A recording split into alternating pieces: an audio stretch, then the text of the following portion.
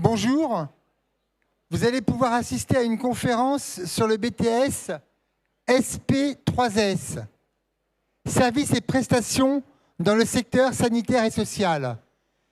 Donc, vous avez un professeur qui va vous dérouler un peu le programme de ce BTS et qui va également aborder les débouchés, vous rappeler quelles sont les compétences, les attendus, également la vocation, quoi, c'est-à-dire ce qu'on désire faire dans la vie et à quel type de personnes on s'adresse de ce fait. Et puis, on aura le témoignage de 3 étudiantes en BTS SP3S. Il y en a une qui est issue d'un bac pro, qui est actuellement en première année, en deuxième année. Bon, vous vous présenterez. ST2S, donc bac techno, actuellement en deuxième année également, et ASP, ASPP et ASSP, je vais dire, ASSP, et vous êtes actuellement en deuxième année également. Voilà, donc 2 bacs pro, un bac techno d'origine. Ce BTS s'adresse aussi bien au bac pro qu'au bac techno qu'au bac des séries générales. Et je donne la parole au professeur qui va vous présenter la formation. Bonjour à tous. Alors, nous allons vous présenter ce BTS. Donc,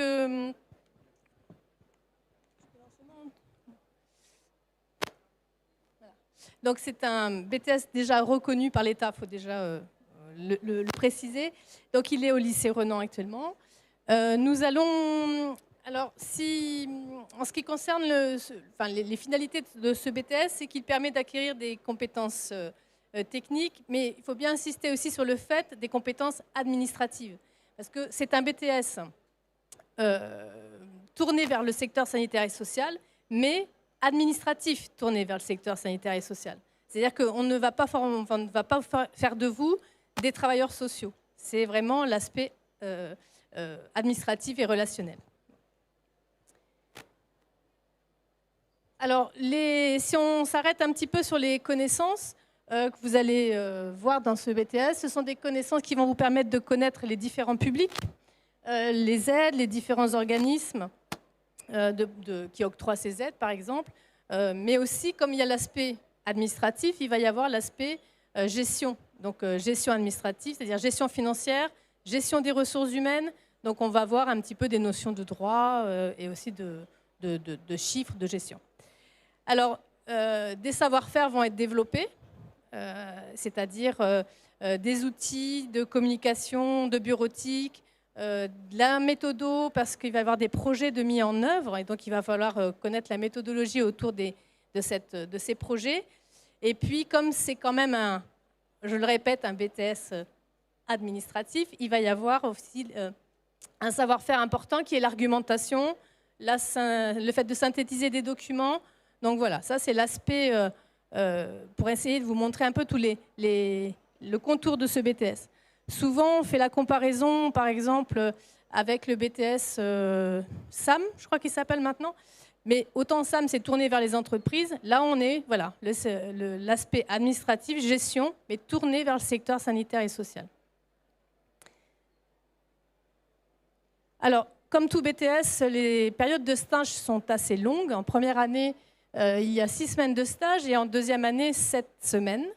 Et puis, tout au long de l'année, il y aura aussi des actions professionnelles mises donc sur le terrain qui vous permettent de rencontrer des structures et puis de rencontrer des professionnels. Alors, comme elles sont là, elles vont pouvoir vous parler un petit peu déjà peut-être de où elles ont pu faire leur stage et qu'est-ce qu'elles y ont fait, et peut-être quelques mots sur les actions professionnelles. Je vous laisse un petit peu la parole. Du coup, moi, j'ai fait mon stage en maison du département CLIC, donc en première année. Donc, c'est avec les personnes âgées dans l'administratif. Donc, j'ai fait des appels téléphoniques, accueil physique. J'ai trié les dossiers aussi des patients. J'ai téléphoné à des EHPAD pour mettre leurs tarifs à jour. Enfin, j'ai fait plein de tâches administratives. J'ai fait des visites à domicile aussi. Et j'ai évalué aussi les degrés de perte d'autonomie des personnes âgées, parce que ce sont des personnes en perte d'autonomie, du coup. Et en deuxième année, du coup, le stage que je vais faire, c'est au centre social de Plérin, avec l'association Investi. Donc, il accueille en fait tout type de personnes, que ce soit des enfants ou des personnes âgées. Enfin, ça va vraiment de la petite enfance jusqu'à la personne âgée. Ils font plein de domaines différents. Ils s'occupent de la culture, des discriminations, exclusion sociale, etc.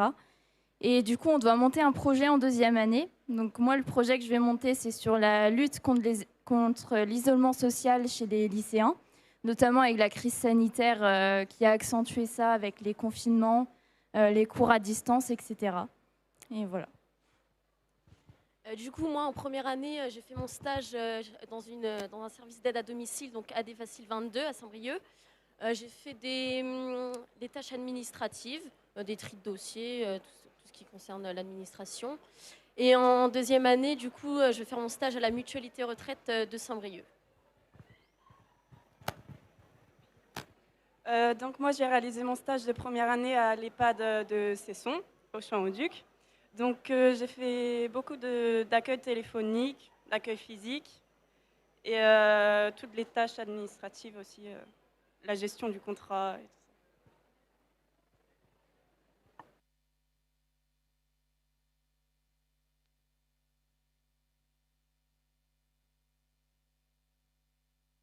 ça.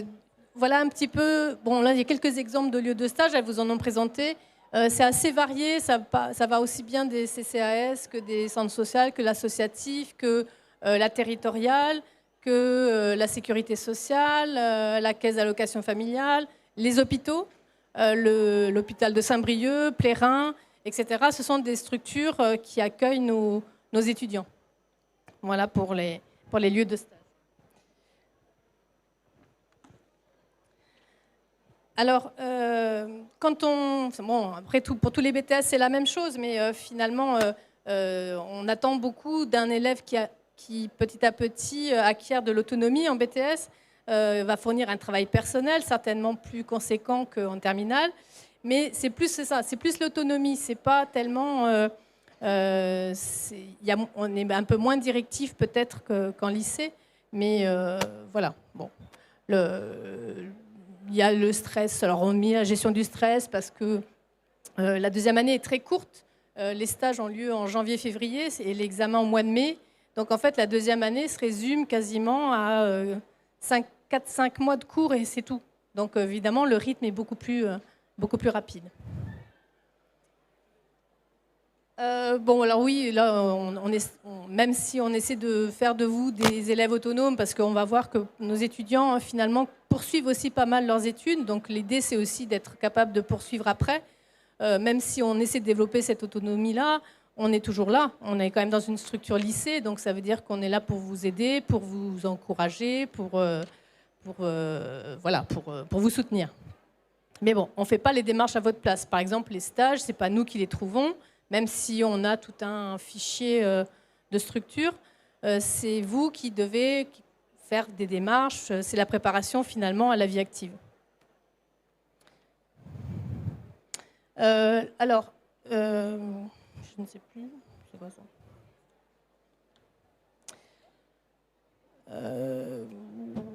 Alors, on parle souvent de posture professionnelle, donc c'est en stage parce que c'est important. En action professionnelle, vous êtes souvent en contact avec des structures, avec donc des professionnels. Et donc, voilà, ce qu'on attend d'un élève en BTS, c'est d'avoir cette posture-là, c'est-à-dire essayer de proposer des travaux finalisés. Finalement, on attend de vous que vous vous surpassiez un petit peu. On n'attend pas un minimum, on attend que vous rendiez un travail irréprochable, comme si vous étiez finalement dans une structure professionnelle. Le BTS mène bien à une finalité professionnelle. Donc on insiste beaucoup sur que ce soit en stage ou en action professionnelle, sur cette posture-là. Voilà. Donc c'est pour ça qu'on insiste sur cette diapo, comme vous pouvez le voir. Alors, je fais un petit point pour les bacs pro, pas parce que nous n'avons dans nos sections, on a la moitié de nos effectifs qui sont des bacs pro et le reste, ce sont des bacs techno, des bacs généraux, des étudiants qui sont partis faire une ou deux années de fac et qui sont revenus. Donc, bon, je fais une petite parenthèse sur les bacs pro. Souvent, ils ont peur de ne pas réussir. Alors, on sait bien que la charge de travail est beaucoup plus importante. C'est-à-dire que ce travail d'autonomie, il faut l'acquérir. Maintenant, il y a 2 années pour l'acquérir. Et c'est vrai qu'en 2e année, quand nos étudiants de bac pro arrivent en 2e année, on les distingue plus des élèves qui ont fait un bac général ou un bac technologique. Donc ça, c'est... voilà. Après, je peux leur passer la parole aussi pour voir ce qu'ils ont trouvé difficile, pas difficile. Je vous laisse continuer.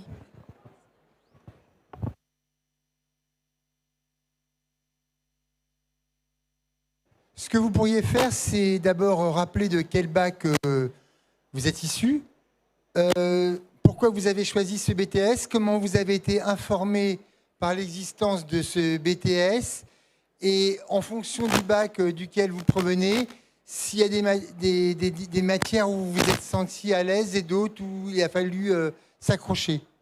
Voilà, donc à tour de rôle, vous pouvez répondre à ce type de questions. Donc, moi, je viens d'un BTS, je viens d'un bac pro ASSP, donc accompagnement soins et services à la personne. Donc, ce qui a été plus facile pour moi, vu que je viens d'un bac pro, c'est la connaissance que j'avais déjà acquérie durant le bac, donc notamment les connaissances de méthodo. Du coup, moi, je viens d'un bac ST2S, donc sciences sanitaires de la technologie et du social.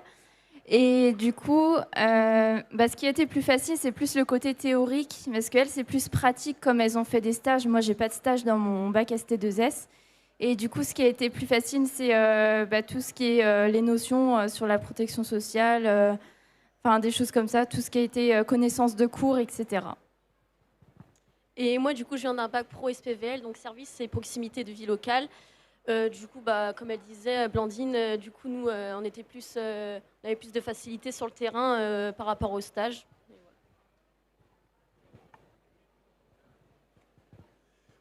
Vous avez des questions?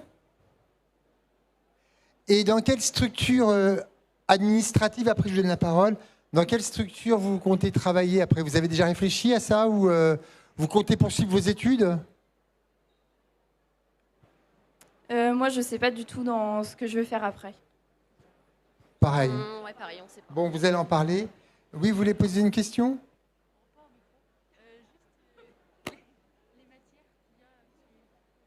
Les matières qu'il y a. Ouais, mais allez-y. Ouais, mais...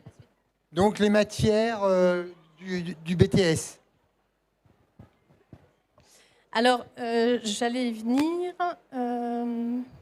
Voilà, donc en fait, dans le BTS, il y a une partie CCF qu'on appelle contrôle en cours de formation, en première et en 2e année, et qui déjà permet de donner pas mal de points, il faut le reconnaître. Et puis, il y a 3 épreuves finales. Donc, une épreuve de gestion RH, puisque c'est la finalité un petit peu de ce BTS, une épreuve de culture générale qui existe dans tous les BTS, et puis une grosse épreuve qu'on appelle public et institution. Voilà.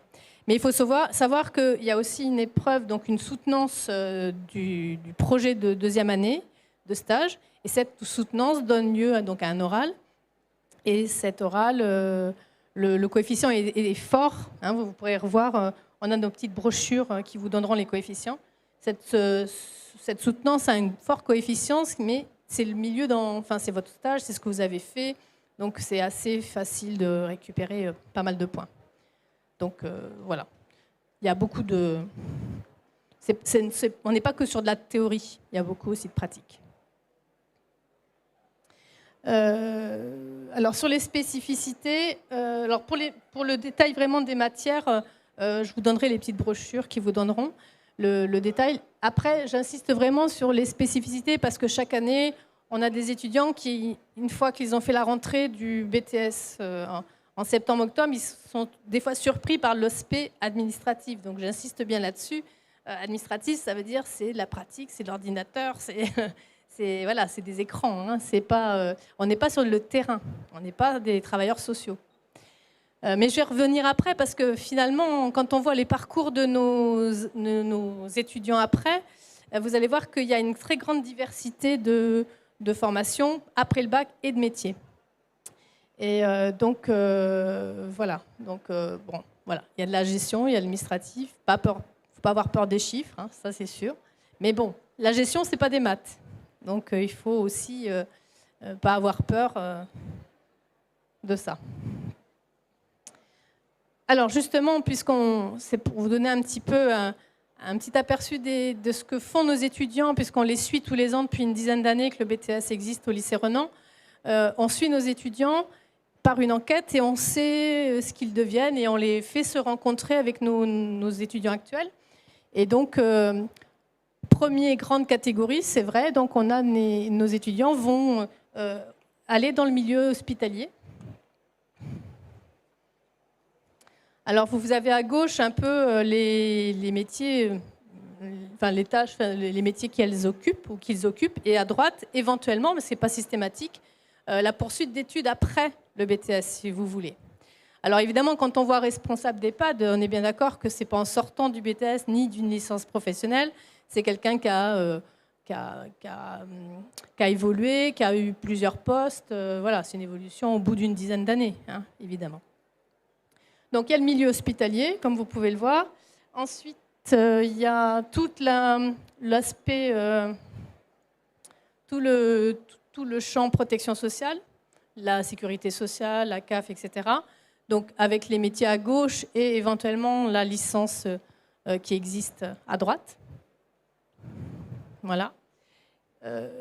Ensuite, il y a aussi des structures d'accueil des publics spécifiques qui sont aussi voilà où vont nos étudiants. Donc c'est vraiment des réponses à des questionnaires. Donc c'est pas des métiers possibles, c'est ce qu'elles font actuellement.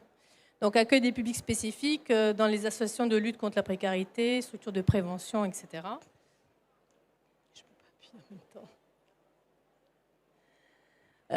temps. D'autres structures comme des structures en lien avec les personnes handicapées.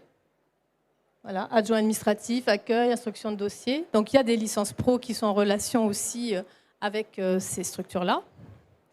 Les structures d'aide à domicile, bien sûr. Il y a pas mal de nos étudiants qui aussi sont en tant que responsable de secteur, assistant technique, etc. Voilà. Et puis, alors, voilà, le BTS peut être un tremplin au métier de travailleurs sociaux. Donc, c'est-à-dire qu'on sait très bien que sortant d'un bac, c'est difficile de devenir éducateur.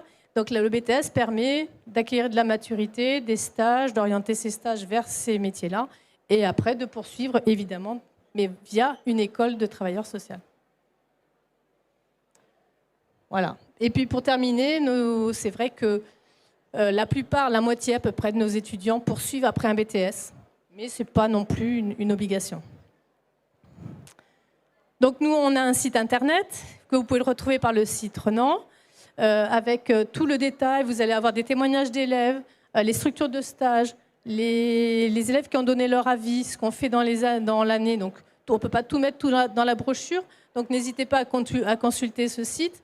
On a aussi on est aussi sur LinkedIn, où on met nos offres de stage, etc. Voilà. Donc n'hésitez pas à nous suivre, à partager, inscrivez-vous, voilà. Si vous avez des questions, on est là pour y répondre.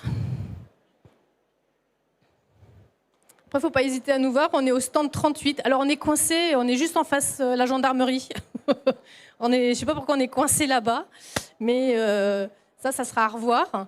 On est coincé là-bas, donc n'hésitez pas à venir nous voir et puis à venir rencontrer les étudiants, à venir poser vos questions. Je vous rappelle, BTS certifié, reconnu par l'État. C'est important. Merci.